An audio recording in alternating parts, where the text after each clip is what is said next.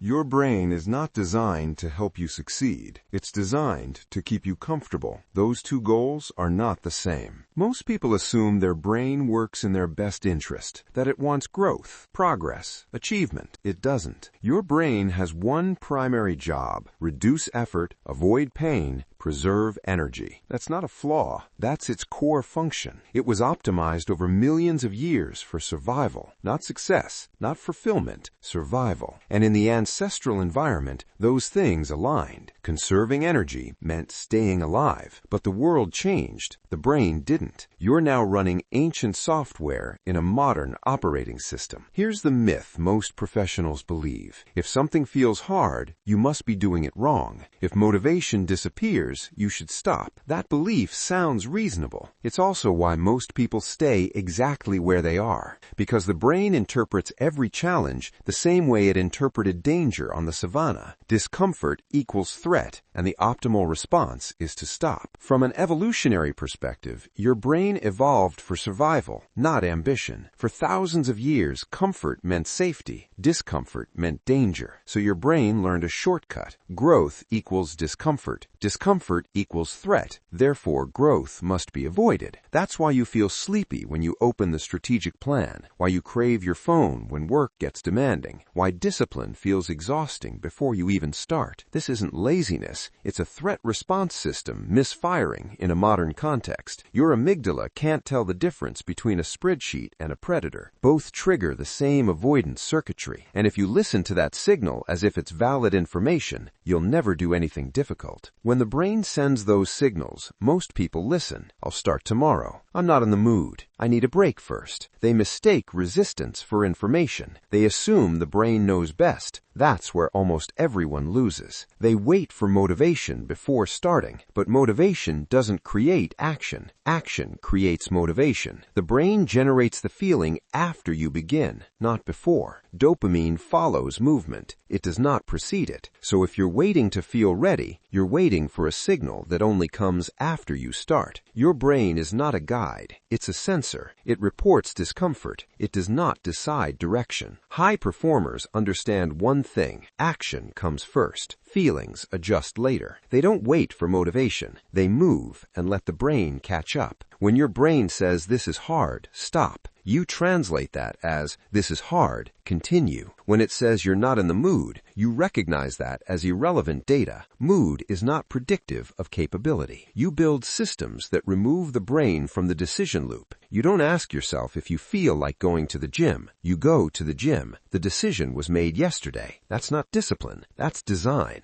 And over time, the brain stops resisting what you do consistently. It starts predicting the action instead of opposing it. That's neuroplasticity. You're rewiring it through repeated behavior. Your brain's job is to protect you. Your job is to decide where you're going. Don't ask it for permission. Give it direction. The resistance you feel isn't a stop sign. It's confirmation you're moving towards something that matters.